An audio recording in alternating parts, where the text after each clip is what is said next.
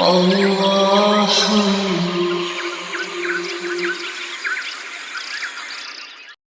اعوذ باللہ من الشیطان الرجیم بسم اللہ الرحمن الرحیم۔ عزیزان من، ہم اپنے درس قرآن کریم کے سلسلہ نو میں آج سورہ بقرہ کی 49ویں آیت سے آغاز کلام کریں گے۔ پچھلے اتوار کو چونکہ بجلی نہ ہونے کی وجہ سے درس کا ناغہ رہا، اس لیے میں سمجھتا ہوں کہ ذہنی ربط کے قائم رکھنے کے لیے تمہیداً چند الفاظ میں دوہرا دوں کہ بات کیسے چلی آ رہی تھی۔ میں نے عرض کیا تھا کہ قرآن کریم کا انداز یہ ہے کہ وہ ایک بنیادی اصول دیتا ہے، ایک غیر متبدل قانون بیان کرتا ہے، اور پھر اس کی تشریح اور اس کی صداقت کے ثبوت کے لیے تاریخ انسانیت سے شواہد پیش کرتا ہے۔ سورہ بقرہ میں اس نے اصول یہ پیش کیا تھا کہ فطرت کی قوتوں کو انسان مسخر کر سکتا ہے۔ قرآن کی تشبیہی انداز میں ملائکہ آدم کے سامنے سجدہ ریز ہوتے ہیں، لیکن فطرت کی قوتوں کو مسخر کر لینا ہی مقصود نہیں۔ اس کے بعد ان قوتوں کے ماحصل کو جب مستقل اقدار خداوندی کے تابع صرف کیا جاتا ہے تو اس سے ایک ایسا معاشرہ قائم ہوتا ہے جس میں کیفیت یہ ہوتی ہے، اور پھر یہ کیفیت قرآن کے انداز میں چند سادہ سے الفاظ میں بیان کر دی کہ وَقُلَا رَغَدًا حَيْثُ شِئْتُمَا۔ اس میں جس شخص کو جہاں بھی بھوک لگتی ہے اسے پورے اطمینان کے ساتھ کھانے کو مل جاتا ہے۔ اور اس کے بعد یہ کہا کہ جب پھر انسان ان اقدار کو چھوڑ کر جن کا مقصد ربوبیت عالمگیری ہے، زمین پر لکیریں کھینچ کر میری اور تیری کے امتیازات پیدا کر دیتا ہے، جسے اس نے مشاجرت کہا تھا، تو پھر کیفیت یہ ہوتی ہے کہ وہ اس جنت سے نکال دیا جاتا ہے۔ لیکن اس جنت چھننے کے بعد ابدی مایوسی نہیں طاری ہو جاتی، بلکہ اس کی باز آفرینی کا دروازہ کھلا رہتا ہے۔ فَمَن تَبِعَ هُدَايَ فَلَا خَوْفٌ عَلَيْهِمْ وَلَا هُمْ يَحْزَنُونَ۔ وہ اقدار بھی موجود ہیں، وہ قوانین بھی موجود ہیں، انسان بھی موجود ہے۔ اگر پھر سے ان کا اتباع کر لے، پھر سے اسی قسم کے معاشرہ کا قیام عمل میں آ جائے، تو پھر سے وہی کیفیت پیدا ہو جائے گی کہ نہ کوئی بیرونی خوف ہوگا، نہ قلبی افسردگی باقی رہے گی۔ اور یہ اصول دینے کے بعد اس نے اپنے انداز کے مطابق اس کی صداقت کے ثبوت میں تاریخ سے جو شہادت پیش کی ہے وہ قوم بنی اسرائیل کی داستان ہے۔ قرآن کریم میں قوموں کے عروج اور زوال کے ابدی قوانین بڑی صراحت سے بیان ہوئے ہیں۔ یہ انفرادی مذہب تو ہے نہیں قرآن، یہ تو ایک حیث اجتماعیہ انسانیہ کے لیے ایک ضابطہ ہے۔ وہ ایک معاشرہ متشکل کرنا چاہتا ہے، ایک اجتماعی زندگی بسر کرنا سکھاتا ہے، اور اسی کا نام قوم کی زندگی ہوتی ہے۔ اس لیے وہ جب بھی مثالیں پیش کرتا ہے تو ہمیشہ اقوام عالم کی مثالیں پیش کرتا ہے۔ یہ ٹھیک ہے کہ ان کے اندر ایک داعیہ انقلاب آتا ہے، لیکن وہ انقلاب اس قوم کے اندر پیدا کرتا ہے۔ اس لیے قرآن کی شہادات ہمیشہ اقوام عالم کے سوانح اور قوائف ہوں گے۔ بنی اسرائیل کی داستان اس لیے اس نے پیش کی کہ ایک طرف تو وہ یہ کہتا ہے کہ جب انہوں نے ان قوانین کا اتباع کیا تو پھر قرآن کے ایجاز میں، قرآن تو بڑی مختصر سی بات کرتا ہے نا، اور خود وہی کے معنی ہوتے ہیں خفیصہ اشارہ، تو وہ سمجھنے والوں کے لیے خفیصہ اشارہ کر کے آگے بڑھتا ہے۔ اس قوم کے متعلق کہا کہ جب انہوں نے ان قوانین کا اتباع کیا فضلتکم علی العالمین، تو باقی ان کی ہم اثر اقوام جو تھی ان پہ انہیں ایک افضلیت حاصل ہو گئی، سپیریئرٹی حاصل ہو گئی، اور جب انہوں نے اس قوانین کو چھوڑ دیا تو ضربت علیہم الذلۃ والمسکنۃ وباؤوا بغضب من اللہ، تو وہ ذلت اور مسکنت کی مار ان پر ماری گئی، پستیوں کے گڑھے میں جا پڑے، حرکت ان کی مبدل بسکون ہو گئی، اور حرکت سے کا دوسرا نام زندگی ہے، یہ ختم ہو جائے تو اس کے بعد نفس شماری تو رہتی ہے، زندگی باقی نہیں رہتی۔ یہ بنی اسرائیل کی داستان میں یہ دونوں نکات انتہا پہ پہنچے ہوئے ہیں۔ عروج ہے تو اس انداز کا کہ جسے آج بھی آپ سطوت داؤدی اور شوکت سلیمانی کے نام سے پکارتے ہیں، اور ذلت تھی تو پھر ایسی کہ دنیا میں دی وانڈرنگ جیو ان کے لیے ایک خاص ایپیتھٹ بن کے رہ گیا۔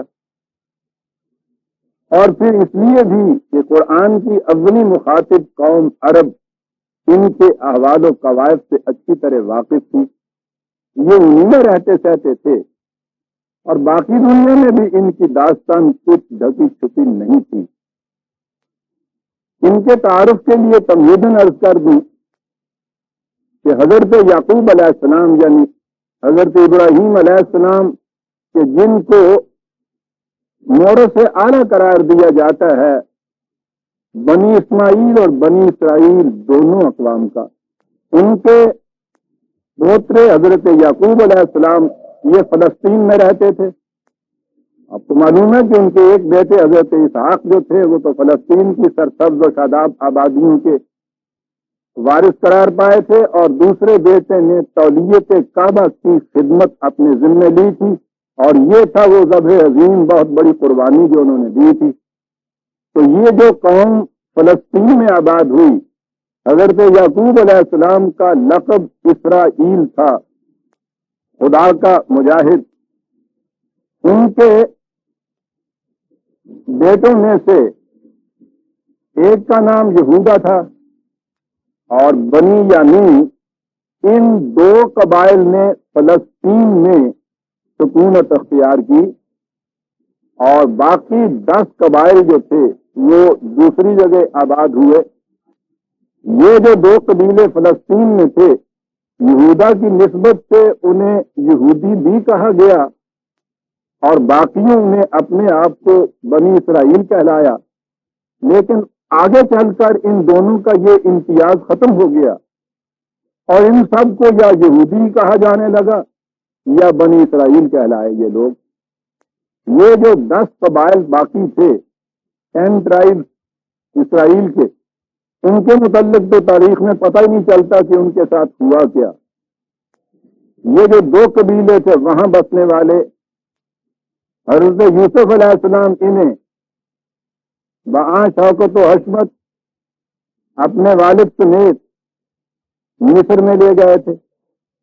یہ وہاں جا کے متمکن ہوئے، اور وہاں حضرت یوسف علیہ السلام کو جو تمکن اور حشمت حاصل تھی اس کی بنا پہ یہ پورا خاندان وہاں بڑی باعزت زندگی بسر کرتا تھا۔ یہ خاندان آہستہ آہستہ وہاں پھیلتا ہوا ایک قوم بن گیا، لیکن اس کے ساتھ ہی سیرت و کردار کی وہ بلندیاں ان میں نہ رہیں کہ جنہوں نے یوسف کو ایک بکتے ہوئے غلام کی پوزیشن سے اٹھا کر حکمرانی عطا کر دی تھی۔ وہ جب ان کے کردار میں خصوصیات باقی نہ رہیں تو یہ وہاں کی قبطی قوم فرائنہ کی غلامی کے اندر جو جکڑے گئے تو 400 سال کا قریب عرصہ یہ اس غلامی میں رہے. سخت قسم کی غلامی، فرعون کی غلامی اسے کہا جائے گا. فرعون کسی بادشاہ کا نام نہیں، مصر کے بادشاہوں کا لقب فرعون تھا. جیسے ایران کے شہنشاہ کسرا کہلاتے تھے، رومن امپائر والوں کو قیصر کہا جاتا تھا، ان کا لقب فرعون تھا. سورج دیوتا کی یہ پرستش کرتے تھے اور شہنشاہ اپنے آپ کو اس دیوتا کا اوتار کہلاتا تھا. را جو ہے یہ سورج دیوتے کا نام ہے، فرا اس کے اوتار کو کہتے تھے. تو فرعون لقب کے معنی تھے سورج دیوتا کا اوتار.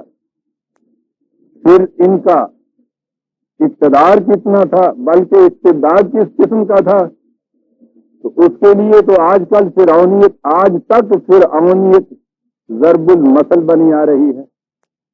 لیکن بنی اسرائیل پر قرآن کہتا ہے کہ صرف یہ ملوکیت کا استبداد ہی نہیں تھا. آپ تاریخ انسانیت پر غور کیجئے، انسانیت کو کچلنے کے لیے 3 ہی مستبد قوتیں کار فرما رہی ہیں: ملوکیت کا استبداد، مذہبی پیشوائیت کی دسیسہ کاریاں، اور نظام سرمایہ داری کی خون آشامیاں. شعبے تو یہ 3 الگ ہیں، اصل میں تینوں ایک ہیں. ان کے اندر روح یہ کار فرما ہوتی ہے کہ دوسروں کی احتیاج سے فائدہ اٹھا کر ان کی محنت کو غصب کیا جائے. نظام سرمایہ داری ان کو محتاج بناتا ہے. ملوکیت سبھی قوت فراہم کرتی ہے اور ان کے احتیاج سے فائدہ اٹھاتی ہے، اور درمیان میں مذہبی پیشوائیت ان کو تفہیم دے دے کر سلاتی رہتی ہے کہ یہ سب خدا کی تقدیر سے اور قسمت سے ہوتا ہے. کسی شخص کو اس کا حق حاصل نہیں ہے کہ خدا کے فیصلوں کے خلاف لب پر حرف شکایت لانا تو ایک طرف، دل میں بھی کسی قسم کی گلہ گزاری وہ کرے. یہ تینوں حقیقت میں وہ ایک ہی سکہ ہوتا ہے جس کے رخ ہوتے ہیں. ان میں سے ایک لعنت بھی انسانیت کو کچلنے کے لیے کچھ کم نہیں ہوتی. لیکن جس دور میں یہ تینوں اکٹھی ہو جائیں تو آپ سوچ سکتے ہیں کہ ان کے نیچے انسانیت کس طرح تڑپتے پھڑکتے زندگی بسر کرتی ہوگی.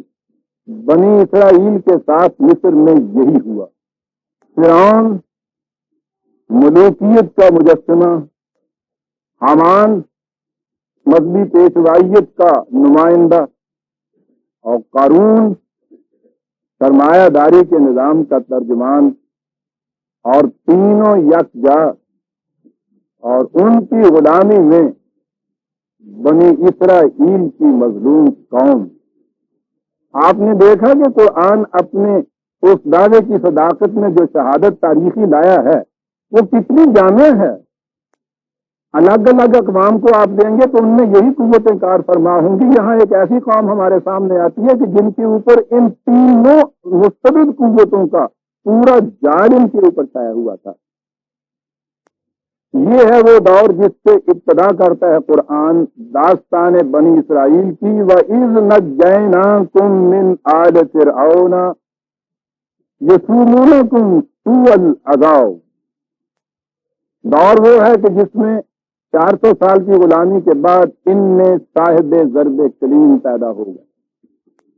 انہوں نے آ کر ٹکراؤ لیا ان 3 بڑی محیط قوتوں کے ساتھ.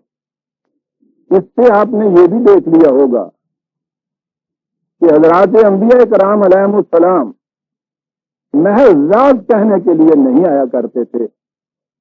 یہ عظیم انقلابی دعوتوں کے پیغمبر ہوتے تھے. تو وہ دور ہے جہاں سے اس کی ابتدا ہوتی ہے داستان کی.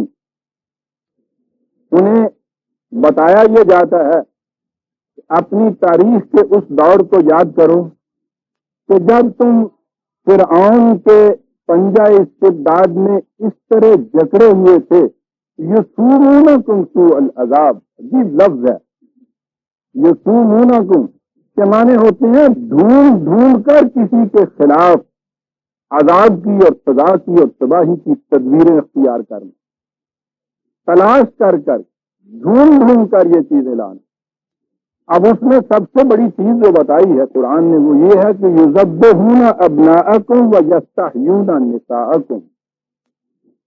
عام ترجمہ اس کا یہی کیا جاتا ہے کہ وہ تمہارے بچوں کو، بیٹوں کو ذبح کر دیتا تھا اور بیٹیوں کو زندہ رکھتا تھا. تورات میں یہ چیز ہے کہ سچ مچ وہ پیدا ہونے والے بچوں کو مروا دیتا تھا، لڑکوں کو، ان کی لڑکیوں کو زندہ رکھتا تھا. تاریخ نے ابھی تک اس کی شہادت بہم نہیں پہنچائی کہ فی الواقعہ یہ یوں ہوتا تھا کہ بنی اسرائیل کے ہاں جو لڑکا پیدا ہو اس کو پیدا ہونے کے ساتھ ہی مروا دیا جاتا تھا اور لڑکیوں کو زندہ رکھا جاتا تھا. لیکن قرآن کریم نے جو الفاظ استعمال کیے ہیں ان سے نگاہ کا رخ دوسری طرف بھی جاتا ہے. آپ کو معلوم ہے کہ میں ایک تو جو عام مروجہ معنی ہوتے ہیں انہیں پیش کر دیا کرتا ہوں. میں اس پہ اصرار نہیں کیا کرتا کہ جو کچھ میں سمجھا ہوں آپ ضرور اس سے اتفاق کریں، لیکن جب میں بیان کروں گا تو بہرحال وہی بیان کروں گا کہ جو میری قرآنی بصیرت نے مجھے سمجھایا ہے. آپ اپنے طور پہ اس پہ غور کر لیجئے اور آپ جس چیز سے اتفاق کریں اپنے ہاں اسے قبول کیجئے.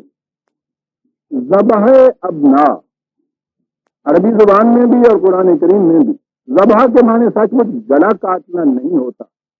ان کے ہاں قتلہ ذبح کے الفاظ ذلیل کرنے کے معنوں میں بھی آتے ہیں، پامال کر دینے کے معنی بھی آتے ہیں. اس نے تو مار ڈالا صاحبوں نے، ہمارے ہاں محاورتاً استعمال ہوتی ہیں یہ چیزیں، ذبح کر کے رکھ دیا اس کے ساتھ. انسانیت وہاں ذبح ہوتی ہے. اصل یہ ہے کہ ہم عربی زبان کا قرآن جب پڑھتے ہیں تو ہم یہ نہیں دیکھتے کہ اس زبان کے اندر ہی الفاظ کن معنی میں استعمال ہوتے تھے. وہ ہم ان کا ایک مفہوم لے لیتے ہیں جو ہمارے ہاں استعمال ہوتا ہے اور اسی مفہوم کی روح سے ہم ان آیات کا مفہوم متعین کر لیتے ہیں.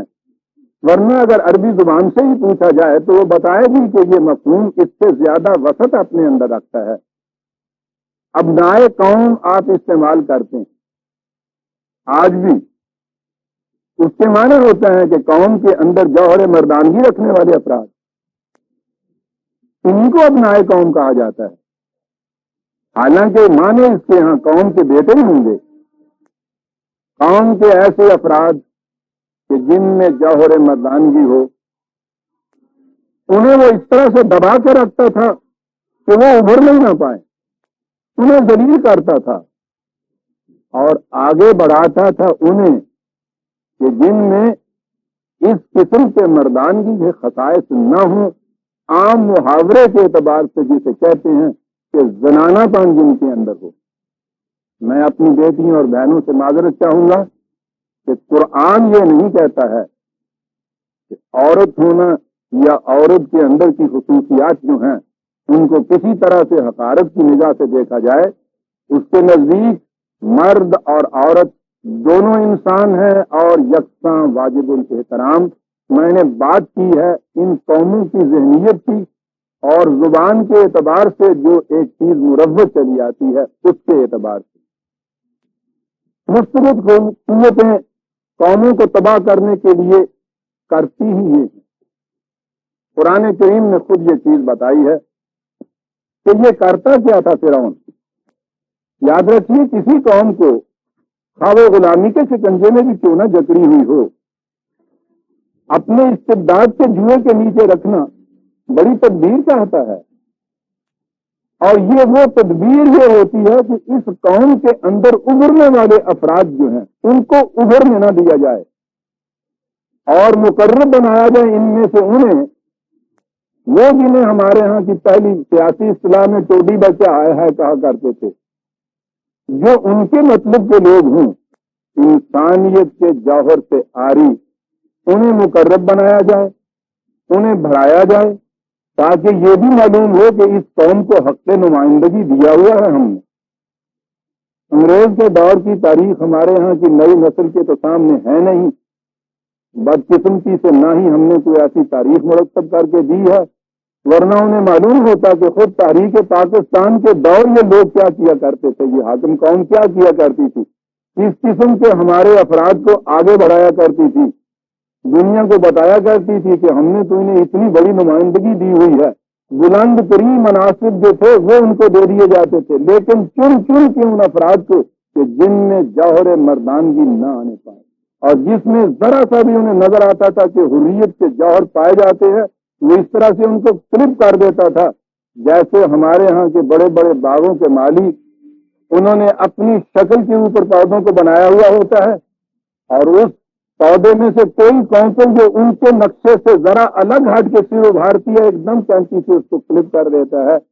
یہ استبداد ہوتا تھا، اور یہ کسی خاص دور کی بات نہیں ہے۔ قرآن نے جیسا کہا ہے ملکہ سبا کے زبان سے کہ جہاں بھی ملوکیت ہوتی ہے وہاں یہی کچھ ہوا کرتا ہے۔ قرآن کریم نے کہا یہ ہے، یہ آپ دیکھیے گا کہ یہی الفاظ جو ہیں ذبح ابناء، احیاء نساء، یہ آئے کہاں ہیں؟ اس سے آپ اندازہ لگائیں گے کہ قرآن کا انداز بات کو سمجھانے کا کیا ہے۔ میں نے عرض کیا تھا کہ اس کا انداز یہ ہے کہ پہلے تو زبان کے مشتقات کی روح سے، روح کی طرف سے جہاں سے وہ لفظ بنا ہے وہاں معانی دیکھیے، اور قرآن کے دوسرے مقامات میں اس کی تشریح دیکھیے۔ دیکھیے یہاں کیسے تشریح ہو رہی ہے۔ 28/4، 28/4، ان فرعون علا فی الارض، فرعون نے بڑی سرکشی اختیار کر رکھی۔ یہ سرکشی کن سہاروں پہ استوار تھی؟ وہ کرتا یہ تھا کہ وَجَعَلَ أَهْلَهَا شِيَعًا، وہ ایک پارٹی کو، ایک گروہ کو، جَعَلَ أَهْلَهَا شِيَعًا يَسْتَضْعِفُ طَائِفَةً مِّنْهُمْ، پارٹیاں بناتا رہتا تھا، ایک پارٹی کو کمزور کرتا تھا، دوسری پارٹی کو ابھارتا تھا۔ حکمت فرعونی ہے ہی یہ، قوم میں وحدت نہ رہنے دیجیے، ان کو پارٹیوں میں تقسیم کر دیجیے، اور پارٹیاں کس انداز سے بنائیے کہ ان میں سے ایک گروہ کو اوپر چڑھائیے، دوسرے کو ذلیل کیجیے، اور دیکھیے الفاظ یذبح ابناءہم ویستحیی نساءہم، وہ خود تشریح کر رہا ہے اس چیز کی کہ وہ کرتا کیا تھا اور ان الفاظ کے معنی کیا ہیں۔ وہ پارٹیاں بناتا اس طرح سے تھا کہ جس سے یہ قوم، اس معقول قوم کے افراد میں جہاں اس کو کچھ آدمیت، مردانگی کا کہیں شعور ظاہر نظر آئے، اس کو ذبح کر کے رکھ دیا جائے، اور ان میں سے جو لوگ زنانہ خصلتوں کے مالک ہوں ان کو ابھارا جائے، اور اس طرح سے وہ اپنے ہاں یوں اس قوم کے اندر تفرقہ ڈال کے اس قسم کی حکمت فرعونی سے اپنی سرکشی کو استوار رکھتا تھا۔ بات صاف ہے برادران عزیز کہ وہ کرتا یہ تھا، ورنہ ویسے بھی سوچا جائے کہ اگر یہ چیز کچھ تھوڑے ہی عرصے کے لیے صحیح کسی قوم میں یہ روا رکھی جائے کہ ان کے ہاں کے جو لڑکے ہوں ان سب کو مروا دیا جائے، کچھ عرصے کے بعد وہ قوم ہی ختم ہو جاتی ہے، اور بنی اسرائیل کی قوم تو تاریخ کے کسی دور میں بھی ختم نہیں ہوئی، اور اس کے بعد اور چیزیں بھی ہمارے سامنے آتی ہیں۔ ہاں، یہی چیز جو ہے کہ ملوکیت کرتی کیا ہے، میں نے کہا تھا کہ قرآن کریم نے دوسری جگہ سورہ نمل میں ہے یہ 27/34، 27/34، ملکہ سبا کی زبان میں۔ اس نے مشورہ کیا اہل دربار سے کہ ہمیں کیا کرنا چاہیے۔ وہ جو حضرت سلیمان فوج کشی کر کے آئے تھے، وہ تو جب آؤں گا میں اس قصے پہ تو اس کی تفصیل اس وقت بیان کروں گا، اس وقت صرف ایک چھوٹی سی بات کہنی ہے۔ انہوں نے کہا کہ نہیں، ہمیں لڑائی کرنی چاہیے ان کے ساتھ۔ وہ یہ کہتی ہے کہ تمہیں پتہ نہیں، قالت ان الملوک اذا دخلوا قریۃ افسدوها۔ دیکھیے یہاں بھی قرآن نے جو 28/4 میں کہا تھا نا، میں بھول گیا، کہا تھا انہ کان من المفسدین۔ یاد رکھیے وہ فرعون جو ہے وہ مفسدین میں سے تھا، فساد برپا کرتا تھا۔ میں نے آپ سے عرض کیا تھا کہ ہمارے ہاں آج تو فساد کے معنی صرف دنگا فساد ہے نا، لڑائی جھگڑا ہے۔ فساد کے معنی ہوتے ہیں ناہمواریاں پیدا کرنا۔ حلوائی ہوئی زمین سے جڑے ٹھیلے ہوں نے ہوں فساد جس ویلے تو سہاگا پھوڑ دئیے تو وہ صلاح کہلاندی ہے، ہمواریاں پیدا کر دینا۔ مفسدین ناہمواریاں پیدا کرتا رہتا تھا، تو آپ دیکھ لیا نا کیسے ناہمواریاں پیدا کرتا تھا۔ یہاں پھر یہ چیز آئی تھی کہ ابناء کو ذبح کرتا تھا، نساء کو وہ زندگی دیتا تھا۔ اب یہ دیکھیے اس کی تفصیل۔ ملکہ سبا کہتی ہے کہ دیکھیے بادشاہ جب بھی کسی بستی میں، کسی ملک میں، کسی قوم میں داخل ہوتے ہیں حملہ کرنے کی حیثیت سے، افسدوها، فساد کے معنی دنگا فساد نہیں ہے۔ آپ دیکھیے بات آگے کیا کہتا ہے قرآن۔ وہ وہاں پہلا کام یہ کرتے ہیں کہ ناہمواریاں پیدا کرتے ہیں۔ کس قسم کی؟ جعلوا عزت اہلھا اذلۃ، اس قوم کے اندر جو سربراوردہ شخصیتیں ہوتی ہیں سب سے پہلے انہیں ذلیل کرتے ہیں۔ دیکھیے عزہ اور اذلہ آ گیا یہاں لفظ، وہ کرتے یہ ہیں۔ اور اگلی بات قرآن کی، کیا بات ہے قرآن کی؟ بات یوں ہو رہی ہے جیسے کسی پہلے دور کی ملکہ سبا کا ایک قول ہے، اضافہ اس پہ یہ کرتا ہے وَكَذَلِكَ يَفْعَلُونَ۔ کسی ایک بادشاہ کی بات نہیں ہے، ملوکیت جہاں بھی ہوگی یہی کرے گی۔ كَذَلِكَ يَفْعَلُونَ 27/34، 27/34۔ یہ کون لوگ تھے جنہیں یہ اس طرح سے ذبح ابناء جس کو کہا ہے، جس کو یہ ذبح کرتا رہتا تھا کہ یہ ابھرنے نہ پائیں؟ سنیے یہ کون سے ابناء تھے؟ کون تو وہ تھی کہ جو ماسز اس کے عوام وہ اپنی اس ہوئے غلامی میں پختہ ہو چکے ہوئے تھے اور اس میں بالکل راضی، قفس کے پرندے کی طرح ان کی کیفیت یہ ہو چکی تھی، اور آگے اس کی تشریح آئے گی۔ کیفیت ان کی یہ ہو چکی تھی کہ وہ ہوئے غلامی میں اتنے پختہ ہو چکے تھے کہ وہ کہتے یہی تھے کہ نہ تیر کماں میں ہے نہ صیاد کمی میں، گوشے میں قفس کے مجھے آرام بہت ہے۔ آگے آپ دیکھیں گے کہ جب ان کو قفس سے نکال کے صاحب ضرب کلیم اپنے یدہ بیضا کی روشنی میں ان کو لے جا رہا ہے آزادی کی فضاؤں میں، قدم قدم پہ اس کے ساتھ جھگڑتے ہیں، لڑتے ہیں کہ تو ہمیں تباہ کر رہا ہے، برباد کر رہا ہے، کہاں لیے جا رہا ہے۔ اور وہاں کہا ہے تورات میں کہ ہم ان کی باورچی خانے میں جب ہم باورچی کا کام کرتے تھے تو ان کی ہنڈیاں میں سے بچا ہوا جو سالن کھاتے تھے اس کی لذتیں ہمیں بھول ہی نہیں ہے۔ تو عوام کی تو ان کی یہ حالت تھی، لیکن ان کے اندر ایسے افراد تھے کہ جو دعوت حضرت موسیٰ علیہ السلام تھی وہ اس سے لبیک انہوں نے کہی۔ دیکھیے کہ کن کو وہ ذلیل کرتا ہے۔ فلما جاءہم، پہلے دیکھیے یہ تینوں یہاں لے آیا ہے قرآن، 40/24-25 اور دونوں آئے 40/24-25 بڑی اہم آئے۔ وَلَقَدْ أَرْسَلْنَا مُوسَىٰ بِآيَاتِنَا وَسُلْطَانٍ مُبِينٍ إِلَىٰ ان کی طرف بھیجا تھا اس صاحب ضرب کلیم کو، إِلَىٰ فِرْعَوْنَ وَحَامَانَ وَقَارُونَ فَلَمَّا جَاءَهُم بِالْحَقِّ مِنْ عِندِنَا، جب وہ آگے آئے ایک ضرب کلیمی لیے ہوئے، قَالُوا اقْتُلُوا أَبْنَاءَ الَّذِينَ آمَنُوا مَعَهُ، فرعون نے کہا کہ جو شخص بھی اس کا ہم نوا تمہیں نظر آئے، جو اس کی آواز پہ لبیک کہے، اس کو یا تو قتل کرو یا اس کے معنی ذلیل کرو۔ ان کو جو اس کی آواز پہ لبیک کہیں وَاسْتَحْيُوا نِسَاءَهُمْ، اور یہ جو باقی اس قوم کے اندر یہ بالکل جنسے لگے پھرتے ہیں، ان کو مقرب بناؤ، ان کو حیات کے سامان دو، موسیٰ کی آواز پہ لبیک کہنے والوں کو یہ کرو۔ یہ ابنائے قوم تھے عزیزان۔ اور آگے تو بات بالکل صاف ہو گئی۔ اگر یہ سچ مچ کے ذبح کر دینے والی بات ہے تو وہ تو ایک کھلے دم میں کچھ کرنے کی چیز ہے نا۔ قرآن کہتے ہیں وَمَا كَيْدُ الْكَافِرِينَ إِلَّا فِي ضَلَالٍ، قید کہتے ہیں خفیہ تدبیر کو۔ یہ اس قسم کی خفیہ سازش تھی اس کی۔ سچ مچ کسی کو قتل کر دیں یا پھانسی دے دینا تو خفیہ سازش نہیں کہلاتی۔ سازش تو یہ ہے کہ خون کا آخری قطرہ تک نچوڑ لیا جائے لیکن ہاتھ کے اوپر اس کی رنگینی کہیں نہ آنے کا۔ ذبح ہونے والا ذبح ہو رہا ہو اور اپنے قاتل کو دعائیں دے رہا۔ قید کسے کہتے ہیں؟ آپ نے دیکھا قرآن کیا لفظ لاتا ہے؟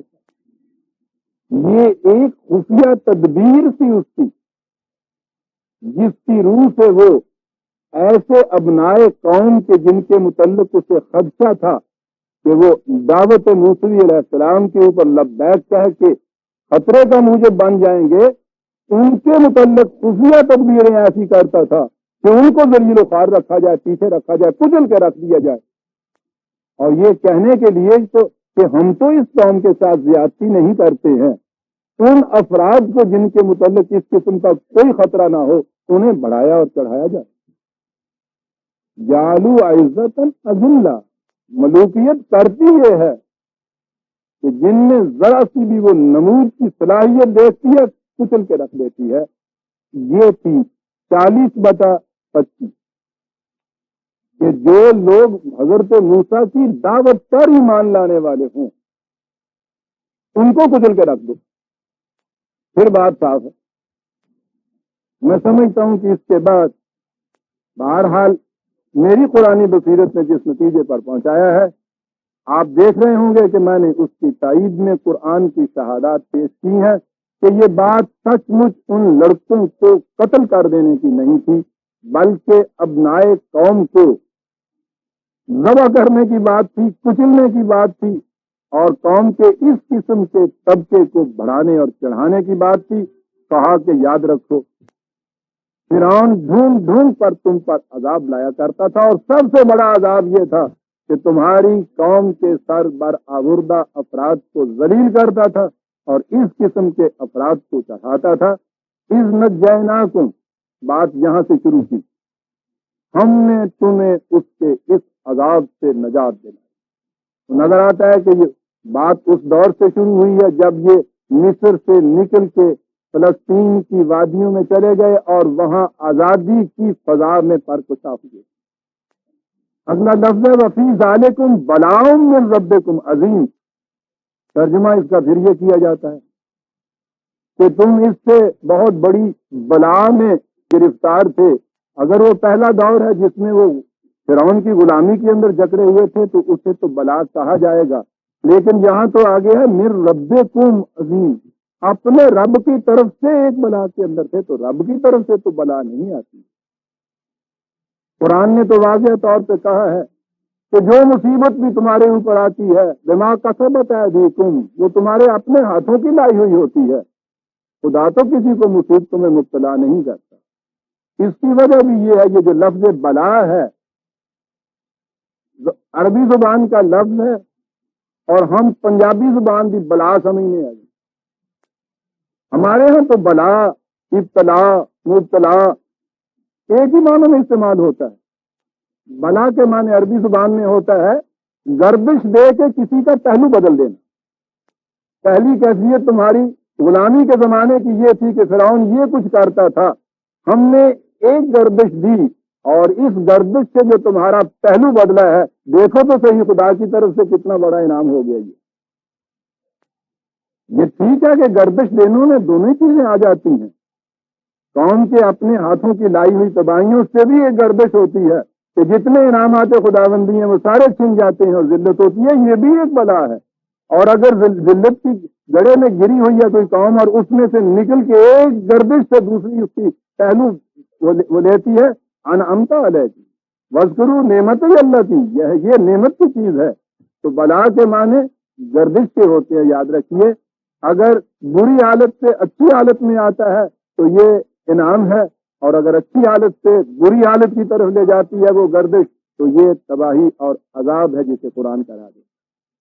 پہلی چیز یہ پیش اور پیچھے گیا قرآن.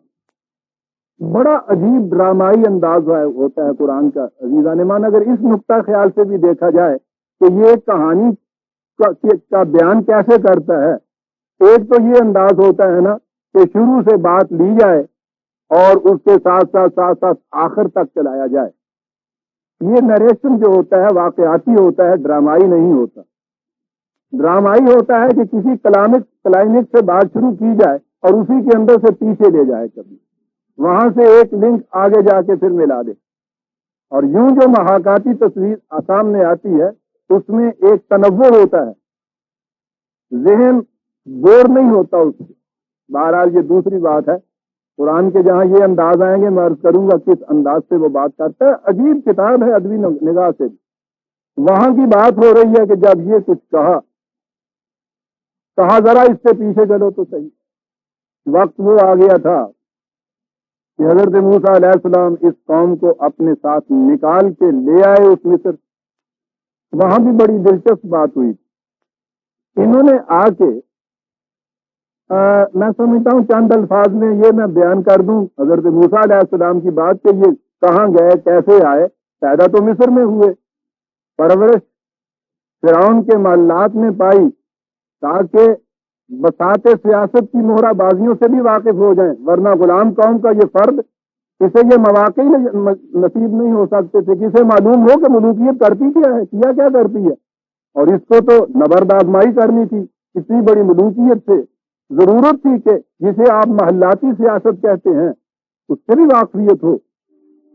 یہ انتظام تھا, اور ایک داعی انقلاب کے لیے ضروری ہے کہ ان چیزوں سے وہ واقف ہو کہ پہلی زندگی کا حصہ محلات کے اندر بسر کیا گیا. واقف ہوئے اچھی طرح سے کہ یہ کرتے کیا ہے. یہاں سے جو نکلے, اور اس کے بعد بڑی ضرورت ہوتی ہے ایک داعی کے لیے کہ وہ زندگی کے نشیب و فراز جو ہے ان تمام سے واقف ہونا چاہیے اس کو. محلات ہی کے اندر اگر آخر تک رہتے تو یہ دوسرا گوشہ جو زندگی تھا یہ سامنے نہ آتا. یہاں سے جو نکلے ہیں تو پھر انہوں نے مدین کی وادیوں میں 12 سال تک بکریاں بھی چرائی, اور جو بکریاں نہیں چراتا برادران عزیز وہ کبھی حکومت نہیں کرتا. نہیں, حکومت تو وہ کر سکتا ہے, پرورش نہیں کرتا, حفاظت نہیں کر سکتا. اور پھر اس کے لیے کتنے بڑے صبر آزمات دل گردے کی ضرورت ہوتی ہے. ہم شہر کے رہنے والوں نے تو کبھی دیکھا نہیں بکریاں کیا کرتی ہیں. کبھی اتفاق ہو باہر جانے کا اور دیکھیے اس گڈریے کی حالت بیچارے کی, رحم آتا ہے. 150 کا بکریوں کا اگر ریوڑ ہو, کیفیت ان کی یہ ہوتی ہے کہ 2 ادھر بھاگی جا رہی ہیں, بھاگا جا رہا ہے ان کو ادھر واپس لا رہا ہے, 3 ادھر نکل گئی ہیں. سارا دن وہ تو بر کر کے پک جاتا ہے, بھاگ رہا ہے. بکری 10 میل چلتی ہے, گڈریا 50 میل چلتا ہے. لاتا ہے تو ٹانگ نہیں توڑتا ان کی. بڑا صبر آزما مردہ ہو.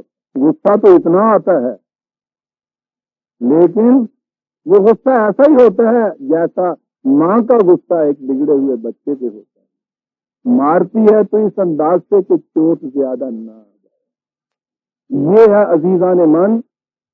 اسی لیے عربی زبان والوں نے عجیب قوم تھی یہ جو اس قسم کا نگران ہوتا تھا جسے بعد میں حاکم کہا گیا ہے, اسے رائی کہا تھا انہوں نے, گڈریا کہا تھا. ریت کا لفظی معنی ہے بکریوں کا ریت, اور اس کے بعد تو پھر رعایا معنی اور کچھ ہو گئے نا صاحب, ریت کے معنی ترجمہ اس کا سبجیکٹ.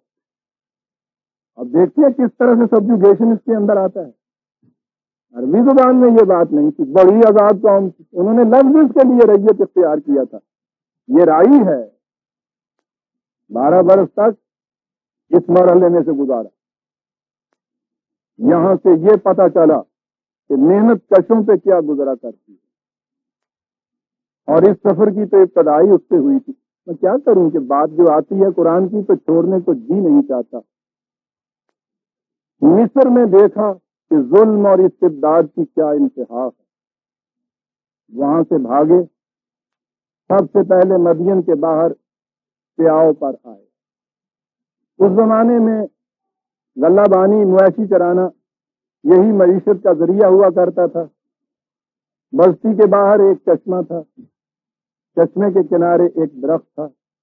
تھکے ہوئے دوپہر کا وقت درخت کے سائے میں سستانے کے لیے بیٹھ گئے۔ دیکھا کہ لوگ چرواہے آ رہے ہیں، اپنی اپنی بکریوں کو، بھیڑوں کو پانی پلا رہے ہیں۔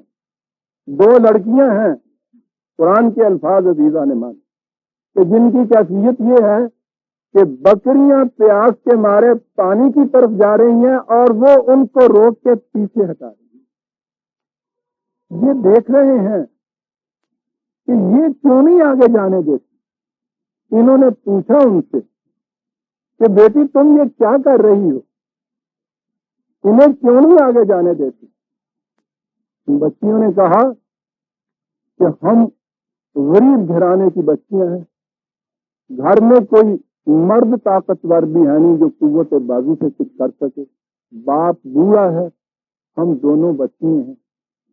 اب یہاں یہ ٹھیک ہے، اس پیاؤ کے اوپر یہ صاحب قوت و ثروت ہیں، جب تک ان کی بھیڑیں پانی نہ پی لیں گی سیر ہو کر، ہماری بھیڑیں وہاں نہیں جا سکتی۔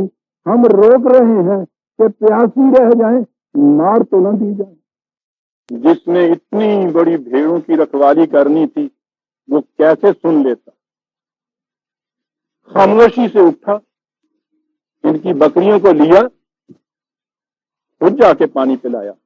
دائی انقلاب یہی کرتا ہے، وہ یہ نہیں دیکھتا کہ کس کی بکری ہیں، وہ صرف یہ دیکھتا ہے کہ پیاسی بکری ہے۔ پانی پلا کے آ کے پھر وہاں بیٹھ گئے، اور وہاں ہے قرآن کا منظر۔ کہنے لگے کہ بارے الہا، باہر زمینے کے رفتے آسماں پیداس، مصر سے بھاگا تھا کہ وہاں بھی یہی کچھ ہو رہا تھا، کوئی زبردست کسی زبردست کی بکری کو پانی نہیں پینے دیتا تھا۔ یہاں آیا ہوں کہ یہاں کچھ آزادی کی فضا میں کہیں عدل و انصاف نظر آئے گا، یہاں بھی یہی کچھ میں دیکھ رہا ہوں۔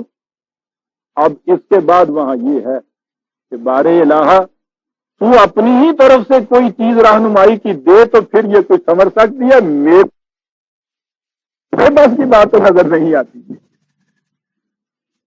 یہ آرزو لب پہ آئی دعا بن کے، اور وہاں وہ جو باب عالی سے ٹکرائی ہے تو وہاں کہا کہ ہاں موسیٰ، ہم تمہیں وہ رہنمائی دیں گے کہ جس سے تم ہر غریب کی بکری کو، بھیڑ کو پانی پلاؤ۔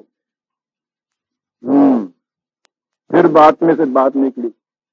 پھر سناؤں آپ کو کہ جب ہم کو افیون دی گئی تو کیا کیفیت ہوئی۔ بچپن کے تصوف کی پڑی ہوئی چیزیں کبھی کبھی یہ کھوٹے پیسے کام آ جاتے ہیں۔ اگرچہ ان وادیوں کو چھوڑے ہوئے مدت گزر گئی، بات میں سے بات نکلتی ہے تو یاد آ گئی۔ قرآن کی تعلیم اور نظام یہ تھا کہ ہر پیاسی بکری کو پانی پلایا گیا۔ وہاں کیا سکھایا گیا؟ وہ بال کا مرشد سے یہ ہر وقت کہتا تھا کہ یا حضرت، تمہاری ساری عمر بھوک میں ہی نکل جائے گی، فاقے کرتے ہی گزر جائیں گے۔ کہا بیٹا تمہیں سمجھائیں گے ایک دن۔ یہ شروع میں ہمیں پڑھایا جاتا تھا، اب تک یاد ہے یہ سارے قصے، پر تمہیں کسی دن سمجھائیں گے یہ بات۔ اچھا جی۔ پھر وہ پوچھے سمجھائیں گے۔ ایک دن باہر جا رہے تھے تو ایک کہیں تالاب کے کنارے دیکھا کہ بھیڑیں تھیں۔ کچھ بھیڑوں جنہوں نے پانی پی لیا ہوا تھا، پیٹ بھر گیا ہوا تھا، وہ ادھر لیٹی ہوئی دھوپ کے اندر سو رہی۔ کچھ پیاسی تھیں، وہ پانی کی طرف دوڑ کے جا رہی تھی۔ کہنے لگا بیٹا بات سمجھ گیا یا سمجھاؤں؟ کہنے لگے جی سمجھا دیجئے۔ کہنے لگے کہ جن کے پیٹ بھرتے ہیں پھر وہ اس مولا کی طرف سے آنکھ بند کر کے یوں لیٹ جاتے ہیں، جو ابھی پیاسے بھوکے ہوتے ہیں وہی دوڑ کے جاتے ہیں۔ آپ بتاؤ بیٹا کیا مانگتے ہو، پیٹ بھر کے کھانا ہے یا بھوک؟ کہنے لگے اگر بھوک کے جو اس کی طرف لے جائے۔ سبحان اللہ۔ آپ دیکھتے ہیں یہ سحر جو ہے تشبیہات کا، یہ کیا کرتا ہے؟ سارا تصوف تشبیہات پہ مبنی ہے عزیزان۔ ایسی چپکتی ہوئی تشبیہ دیتے ہیں مجھے نکلتی نہیں ہے. وہ تو یہ قرآن کا مقناطیس ہے جو کھینچ لیتا ہے ریت کے ذروں میں سے ریت کے اندر سے ان فولاد کے ذروں کو، ورنہ کوئی صورت بچنے کی نہیں ہے. عزیزان مان، میں کہتا ہوں اگر ایک چلہ بھر ان کی تشبیہات کی تعلیم حاصل کر لے ساری عمر کے لیے ذہن ان کی گرفت میں آ جاتا ہے. میں پوچھتا ہوں اس تمثیل سے ہی آپ دیکھیے تو صحیح، کتنی بات چپک گئی کہ بات تو ٹھیک ہے. جو سیر ہو جاتی ہے بھیڑ وہ ادھر پیٹ کرتی ہے ادھر رخ کرتی ہے، بیٹھی ہوئی ہے سورج کے سامنے آنکھ بند کر کے پڑی ہوئی ہے، اس کی طرف سرچشمہ ہے آپ کی طرف بھاگتی وہ ہے جو ابھی پیاسی ہے. اور یہی چیز پھر آگے چلی تو سب لوگ برائے شعر حسن خوبت صاحب نے جو کہا تھا شاعری ہے ساری، یہ حقائق نہیں ہے لطائف ہیں. لطائف کو حقائق بنا دیا جاتا ہے، اس کو شاعری کہتے ہیں.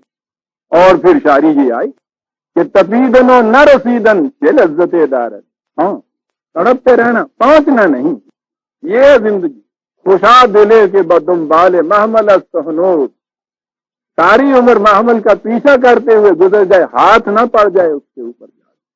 کیا یہ رہا تھا کہ 12 سال تک پھر بکریاں چرانے میں گزاری. وہاں سے پھر جب یہ ہدایت ملی ہے، ہدایت کیا ملی ہے؟ ایک عظیم ذمہ داری سونپ دی گئی، جاؤ فرعون کی طرف، انہو علاؤ، بڑی سرکشی اس نے اختیار کر لی ہے. تو وہاں سے واپس آئے تھے پھر مصر میں، یہاں آ کے پھر یہ فرعون اور ساحرین سے ٹکراؤ ہوا تھا. یہاں سے اس ٹکراؤ کے بعد اپنی قوم کو لے کے نکلے تھے پھر اسی سینا کی وادیوں میں لے جانے کے لیے. یہ وہ مقام ہے جہاں اب ہم آئے کہ اذ فرقنا بکم البحر فانجیناکم واغرقنا آل فرعون وانتم تنظرون. پھر ذرا سوچو تو صحیح، وہاں سے تم نکل کے آئے، پیچھا کیا فرعون کی فوج نے، تم آگے آگے آ رہے تھے، اس مقام کے اوپر آ گئے جہاں آگے پانی پڑتا تھا. پانی تھا قرآن میں دریا کے لیے، نہر کے لیے، سمندر کے لیے یہ الفاظ جو ہیں یہ باہر کے آ جاتے ہیں. وہاں آپ پہنچے، بظاہر یہ نظر آتا تھا کہ پھنس گئے، پیچھے اتنا بڑا لشکر جرات، آگے راستے کی یہ کیفیت. یہاں آنے کے بعد پھر ہمارے سامنے وہ معجزہ لایا جاتا ہے کہ حضرت موسیٰ علیہ السلام نے وہ سمندر میں اپنا عصا مارا، پانی دو طرف پھٹ گیا، راستے میں سے یہ پھر گزر گئے، یہ پار چلے گئے تو ان کے پیچھے پیچھے فرعون کا لشکر آ گیا، پانی پھر اس طرح سے مل گیا، وہ غرق ہو گیا. عزیزان مان، مقام پھر نازک آ گیا. مجھے اس پہ اصرار نہیں ہے کہ جو میری بصیرت نے مجھے جہاں تک پہنچایا اسی تک آپ پہنچیں، لیکن میں عرض کرتا ہوں کہ قرآن کے مطالعے نے مجھے کس چیز پر پہنچایا. بات یہاں معجزے کی آئی. قرآن یہ داستانیں بیان کرنے سے پہلے یہ کہتا ہے کہ تمہارے لیے ان داستانوں کے اندر بڑی رہنمائی، بڑی سبق آموزی ہے. اس سے یہ چیزیں سیکھو کہ قومیں کن کن وادیوں سے گزرتی ہیں، وہاں انہوں نے کیا کیا کیا، کس طرح سے پھر وہ آزادی کی فضا میں پہنچے، کس طرح مشکلات کے اوپر انہوں نے قابو پایا، مصائب میں سے کس طرح انہوں نے اس کو ہمت سے سہارا، کیا کیا تدبیریں اختیار کی. اور کہا تمہارے لیے اس کے اندر سامان عبرت و معزت اور سبق ہے. اسی لیے رسول اللہ صلی اللہ علیہ وسلم کی زندگی کے متعلق بھی کہا، رسول اللہ کی زندگی میں تمہارے لیے لقد کان لکم فی رسول اللہ اسوۃ حسنہ، ایک بہترین نمونہ ہے. تو عزیزان مان، کسی قوم کی داستان ہو یا کسی رسول کی حیات طیبہ، وہ ہم عامیوں کے لیے تو نمونہ اسی صورت میں ہو سکتی ہے کہ ہم وہ کچھ بن کے دکھا سکیں. اور اگر وہاں کوئی چیز ایسی ہوئی ہے کہ جو بطور معجزہ ہوئی ہے اور معجزہ تو ہم کر نہیں سکتے، وہ نمونہ کیسے بن جائے گی ہمارے لیے. کسی ایسی چیز کو نمونے کے طور پہ، ماڈل کے طور پہ پیش کرنا، کہنا یہ کہ تم نے یہ کر کے دکھانا ہے، ایسا بننا ہے، اور ویسا ہونا ہیومنلی امپاسبل ہو، انسانی ممکنات میں سے نہ ہو، وہ ما فوق البشر کوئی قوتیں آ کے وہ کچھ کریں. ما فوق البشر قوتیں ہمارے پاس تو نہیں ہوں گی، ہم اس مقام کے اوپر کیا کریں گے؟ وہ ماڈل اور وہ نمونہ ہمارے کس کام آئے گا؟ اس چیز کو بنیادی طور پہ سامنے رکھیے. قرآن میں یہ واقعات محض تاریخی نریشنز نہیں ہیں، یہ نہیں ہے کہ کوئی کرونیکلز ہیں، کوئی واقعات حوادث قوائف ہیں جو بیان کیے ہیں تاریخ کے طور پر۔ وہ کہتا ہے ہم نے یہ بیان اس لیے کیا کی ہے کہ تم ان سے سبق سیکھو۔ اس اصول کو سامنے رکھتے ہوئے یہاں آ جائیے۔ ایک قوم مستبد قوت کے پنجائے استبداد سے خلاصی حاصل کرتی ہے۔ قرآن نے ایسی عمدگی سے یہ ساری تفصیلیں بیان کی ہیں کہ ہر قوم جو غلامی کے شکنجے میں جکڑی ہوئی ہو وہ یہاں سے سبق لے کے یہی کچھ کر کے اسی طرح سے آزادی حاصل کر سکتی ہے۔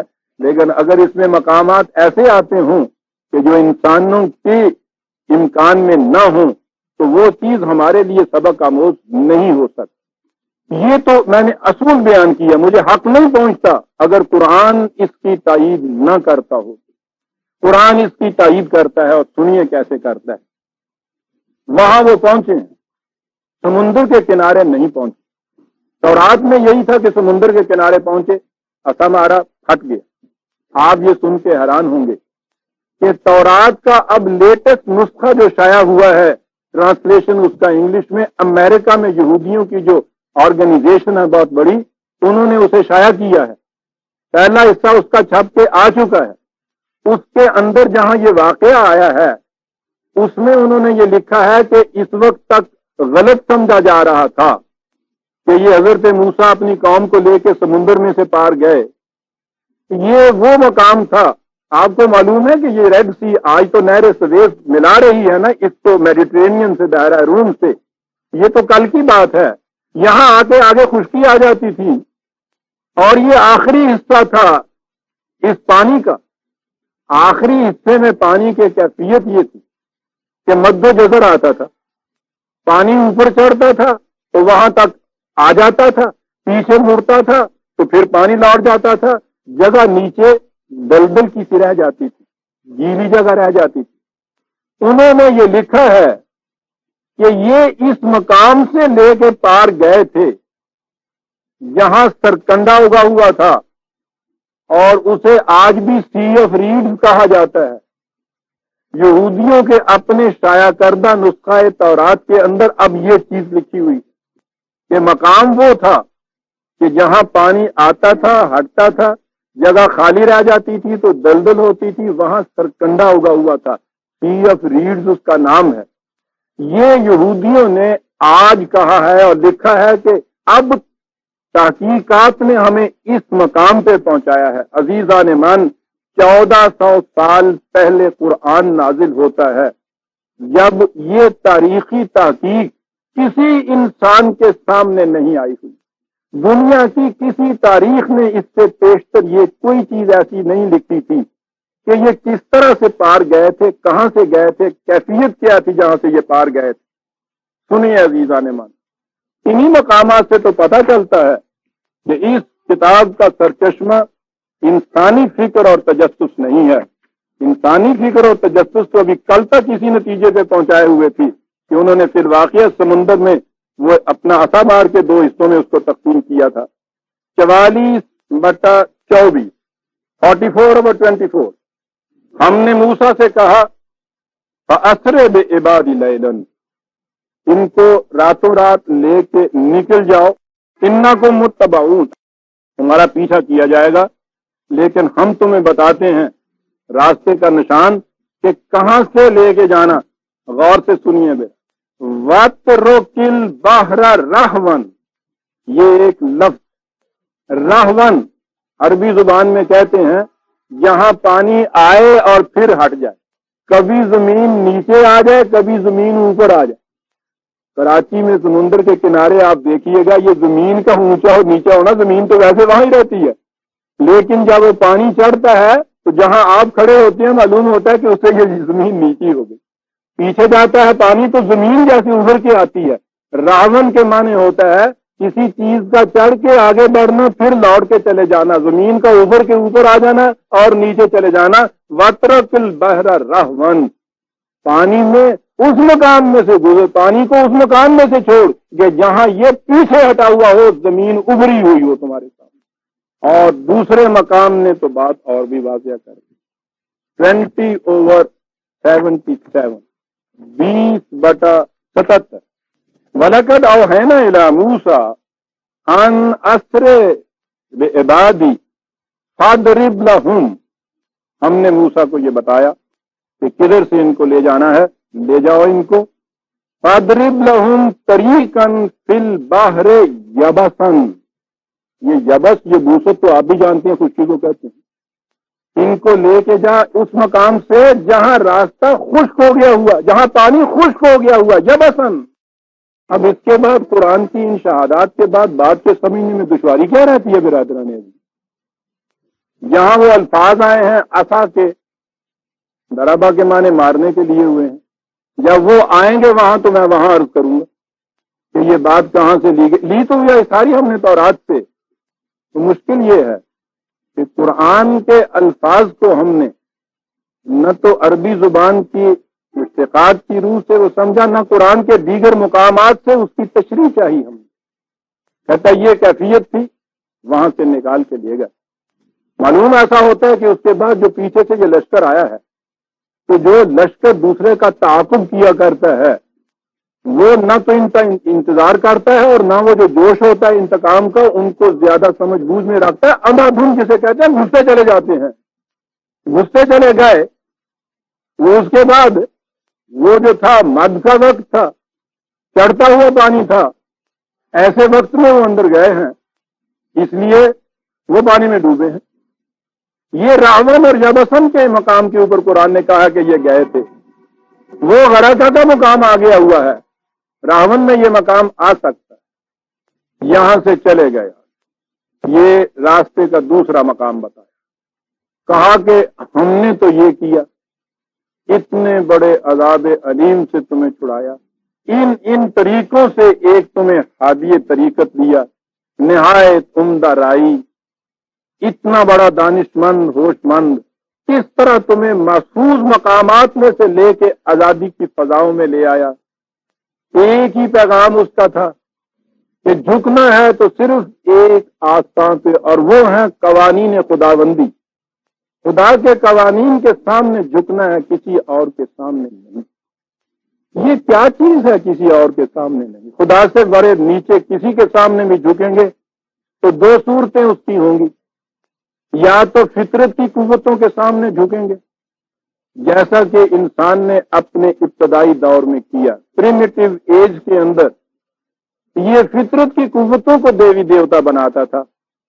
بادل گرجا، یہ ڈنڈوت بجا لایا، بجلی کڑکی، اس نے سیدھا کیا، محیط دریا وہ دیوتا، سانپ دیوتا، شیر دیوتا، بھوچال دیوتا، آگ دیوی، حتیٰ کہ بڑا تناور درخت کہیں نظر آیا اگر، اس کے سامنے بھی جھک گیا۔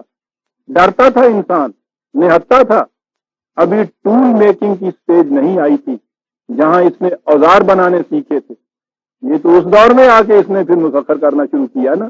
اس دور میں ہر ایک شے سے ڈرتا تھا، اور ڈرنے کا علاج اس نے سمجھا تھا اپیز میں، راضی کر لینا کسی کو جھک کے، لو بابا سے ہاتھ جوڑ دینے والی۔ یہ پہلا دور تھا، اور اس سے آگے انسان بڑھا تو پھر دوسرا دور وہ آیا کہ جو ہی کوئی انسان جس نے دوسروں سے ذرا زیادہ عقل پائی تھی، سیانہ اس کا ہو گیا ان میں سے، اس نے اپنے سامنے ان کو جھکانا شروع کر دیا۔ پھر جس نے کچھ قوت اپنے ہاتھ میں لی اس نے جھکانا شروع کیا، اور جس نے رزق کے سرچشمے ہاتھ میں لے لیے اس نے تو پوچھا ہی نہیں، کیا کچھ کرانا شروع کیا۔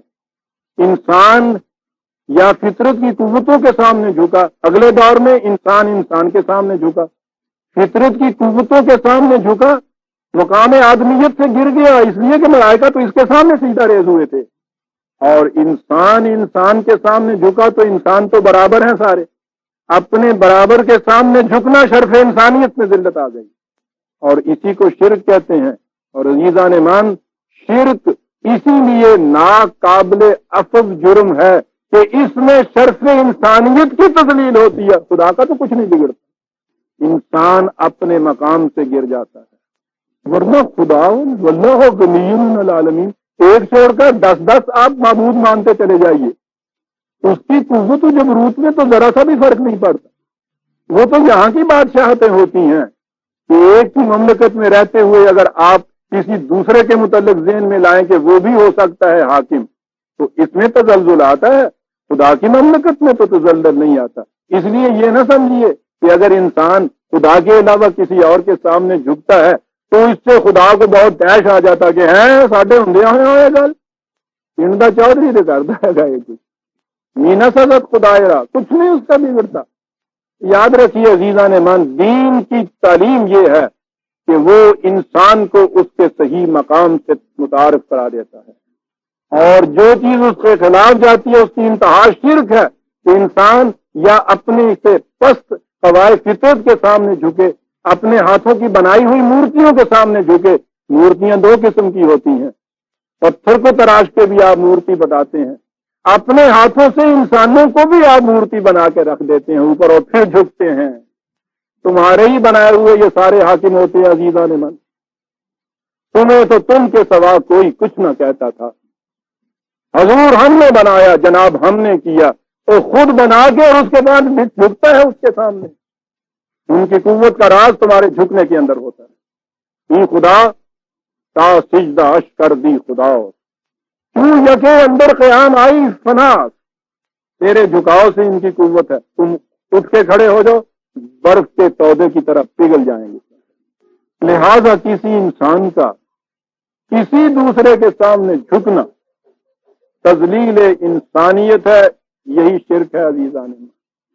یہ قوم 400 سال تک غلامی میں رہی، ہڈیوں کے گودے کے اندر تک جراثیم سرایت کر چکے تھے غلامی، انسانوں کی غلامی فرعون جیسا مستبد، مذہبی پیشوائیت کی غلامی حامان جیسا دسیسہ کار جس کے لشکر موجود، روٹی کے لیے قارونیت کے محتاج، جہالت کا یہ عالم کہ مصر والے بیل کی پرستش کرتے تھے۔ یہ جو گائے کی پرستش ہمارے ہاں پڑوس میں ہوتی ہے نا، یہ ان کے ہاں اپنا کچھ بھی نہیں ہے، یاد رکھیے ہندو مت میں یہ ان کی تاریخ اگر آپ دیکھیے سارا کچھ انہوں نے مستعار لیا ہوا ہے۔ یہ آوا گاؤن کا چکر، تناسب کا مسئلہ، پائثاگورس پیثاگورس یونان کا، اس کا ٹرانسمائگریشن آف سول کا پورا فلسفہ، بہرحال بات دوسری طرف نکل جائے گی۔ ان کے ہاں کوئی چیز اپنی نہیں، حتیٰ کہ گائے کی پرستش بھی نہیں، آنکھ نرگس کی، دہن غنچے کا، حیرت میری، ان کی تصویر میں پوچھے کوئی ان کا کیا ہے۔ مصر والے بیل کی پرستش کرتے، زراعت پیشہ قوم، اسے پرستش ان چیزوں کی کرنی چاہیے۔ پہلے دور میں گنگا کی پوجا کیوں ہو رہی ہے؟ پانی کے بغیر کھیتی نہیں چلتی، گائے اور بیل کی پرستش اسی لیے ہوتی تھی، وہ بھی کرتے تھے۔ یہ قوم وہاں قوم ہے انبیاء کرام کی، ان کی اولاد میں سے ان کی تعلیم کو لیے ہوئے چلی آ رہی ہے، پرستش اسی بیل کی ہو رہی ہے جس کی پرستش مصر والے کرتے ہیں۔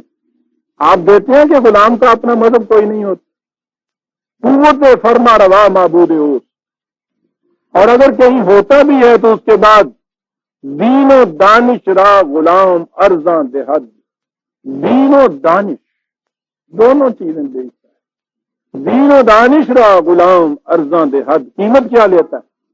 تا بدن را زندہ دارد جان دہد، بدن کو زندہ رکھنے کے لیے جان بیچتا ہے۔ غلامی توبہ تو جذب انسانیت کا انتہائی ناسور برس جزام، 400 سال تک یہ قوم ان کے اندر رہی، انہی کا معبود ان کا معبود۔ صاحب ضرب کلیم وہاں سے چھڑا کے لائے، تربیت کا یہ عالم کہ مصر میں رہتے ہوئے ان کے گھروں کو قبلہ بنا دیا تھا قرآن کہتا ہے، وہیں انفرادی طور پہ تعلیم دینی شروع کر دی، ایک چھوڑ دو پیغمبر، حضرت موسیٰ علیہ السلام، حضرت ہارون علیہ السلام، اور اگر تاریخ کا بیان یہ صحیح ہے تو حضرت شعیب علیہ السلام یہاں آ کے مدین میں تیسرے پیغمبر، اندازہ لگائیے۔ لیکن وہ غلامی کی پختگی، حضرت موسیٰ علیہ السلام چند دنوں کے لیے الگ ہوئے، ان کے اندر ایک سامری پیدا ہوا۔ سامری کی تشریح یہ آنے والی کنونشن میں میں کروں گا عزیزان۔ اس کنونشن میں آخری دن میرا خطاب ہے عالمگیر افسانے جنہیں حقیقت سمجھ لیا، اس میں یہ آئے گا کہ سامری کیا کیا کرتا۔ بہرحال یہ چند دنوں کے لیے گزر گئے، اور اس کے بعد یہ ساری تعلیم، یہ ساری تربیت، یہ ساری دھڑی کی دھڑی رہ گئی، وہی مصر والوں کا معبود وہ بچڑا بنایا اور انہوں نے اس کی پرستی شروع کر دی۔ جو کچھ ہمارے ساتھ ہوا، بھارت کی غلامی سے نکال کے لایا ایک نجات دینے والا ہمیں، بس آ ہی گئے ہم یہاں، اور اس کے بعد چراغوں میں روشنی نہ رہی۔ آگے بڑھنا چاہیے مجھے۔ وَإِذْ وَعَدْنَا مُوسَىٰ 40 لَيْلَةً ثُمَّ اتَّخَذْتُمُ الْعِجْلَ مِن بَعْدِهِ، چند دنوں کے لیے وہ تم سے الگ ہوا۔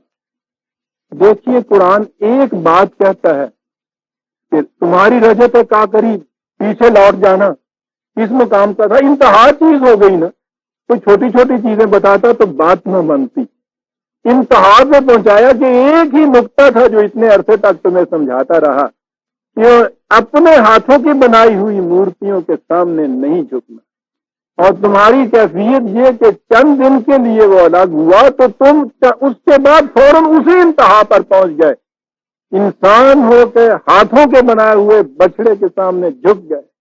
لفظ ہے وَأَنْتُمْ ظَالِمُونَ۔ قرآن نے شرک کو ظلم عظیم کہا۔ ہمارے ہاں تو ظلم کے ایک ہی معنی ہیں، ناانصافی سی، دھاندلی سی۔ سوال یہ ہے کہ وہ شرک جو ہے وہ ظلم کیسے ہے؟ وہ دھاندلی کا تو سوال ہی کوئی نہیں۔ یہاں یہ جو کہا ہے کہ تم بچڑے کے سامنے جھک گئے، بڑے ہی ظالم تھے۔ دیکھیے ان معنی کے اعتبار سے ظالم کے معنی سمجھ میں یہاں نہیں آتے۔ بات پھر وہی ہے، پوچھیے عربی زبان سے اس لفظ کے بنیادی معنی کیا ہے۔ ظلم کے معنی ہوتے ہیں جس شے کو جس مقام پہ ہونا چاہیے وہ اس مقام پہ نہ رکھی جائے۔ بچڑے کو بچڑے کے مقام پہ ہونا چاہیے، انسان کے سر کو انسان کے سر کے اوپر ہونا چاہیے، جو ہی یہ اپنے مقام سے گرا ظلم ہو گیا۔ یاد رکھیے غلو اور مبالغہ بھی ظلم ہوتا ہے، کسی کو اس کے مقام سے اونچا دے دینا وہ بھی ظلم ہے۔ یہ وہ ظلم ہے جس کے لیے ہمارے پاس بڑے مقدس جذباتی جواز کی دلیلیں ہوتی ہیں۔ مجھے معذور رکھ، میں مست صحبائے محبت ہوں۔ محبت سے آپ انسان کو خدا بناتے ہیں، نفرت سے آپ انسان کو حیوان بناتے ہیں، دونوں ہی اپنے مقام سے گر گئے۔ ظلم کے معنی ہے جس کو جس مقام پہ ہونا چاہیے وہاں نہ رہے۔ انسان کو خدا بنایا تو یہ ظلم نہیں ہے کیا؟ اپنے آپ کو ان کے سامنے جھکایا، اپنے مقام سے گرے۔ جس کو تم نے خدا بنا دیا اس کو اس کے مقام سے آگے بڑھا دیا، اس لیے دونوں نے ظلم کیا۔ ان الشرک لظلم عظیم، کہتا ہے شرک تو ظلم عظیم ہوتا ہے۔ یہاں کہا کہ تم نے اپنے آپ کو بچڑے کے سامنے جھکا دیا۔ وَأَنْتُمْ ظَالِمُونَ، دیکھا کیسے اپنے مقام سے گر گئے تھے۔ کیا بات ہے قرآن کے الفاظ کی عظیمہ نے۔ لیکن پھر بھی ابدی مایوسی نہیں ہوئی، پھر بھی ابدی مایوسی نہیں ہے۔ مایوسی تو آپ کو پتہ ہے نا، ابلیسیت ہے۔ ابلیس کے معنی ہے مایوس، مایوس کرنے والا، ابلاس بلس۔ ثم عفونا عنکم من بعد ذلک، عفونا عنکم، اسی سے آگے بڑھ جا تو ٹھیک ہے میں نہیں پڑھ دیتا، عجیب لفظ ہوتا ہے یہ، ورنہ تو گرفت ہو جاتی ہے نا۔ لعلکم تشکرون، پھر یہ ایک لفظ آ گیا، شکر گزاری جسے ہم کہتے ہیں۔ یہ ہوتا کیا ہے؟ ہمیں تو اتنا ہی پتا ہے نا، اور وہ بھی اب تو نہیں ہمارے گھرانوں میں ہوتا، اس سے پیشتر ذرا ہوتا تھا۔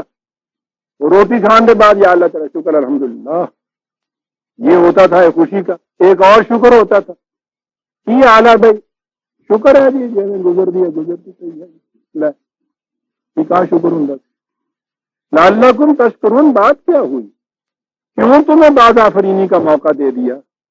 کیوں تم سے درگزر کر کے پھر سے تمہیں صفحہ انسانیت میں کھڑا کر دیا؟ کیوں تمہیں پھر سے موسیٰ نے آ کے اپنی ہدایات دے دی؟ لعلکم تشکرون، شکر کے معنی ہوتا ہے کسی کی کوششوں کا بھرپور نتیجہ مرتب کر دینا، جیسے بکری کے تھن سے دودھ خود ٹپکتا ہوا جا رہا، کوششوں کے تھن کا ایوں بھر جانا تے چون نال نہ وچوں نکلے، آپ ہی دودھ ٹپکتا تریا جان دیا ہوئے، اسے عربی زبان میں شکر کہتے ہیں۔